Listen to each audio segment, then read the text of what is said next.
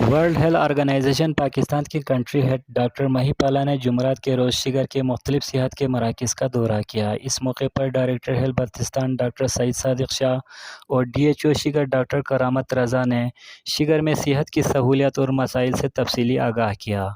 Country head WHO نے شگر کے لیے جدید ترین ambulance, ultrasound machine, solar backup system, 2 ICU bed, ادویات، FAP سمیت تمام ہیلتھ سینٹر کی مرمت کے لیے فنڈز فراہم کرنے، جبکہ کووڈ کے دوران تعینات کی گئی ویکسینیٹروں کی مدت ملازمت بڑھانے کا اعلان کیا۔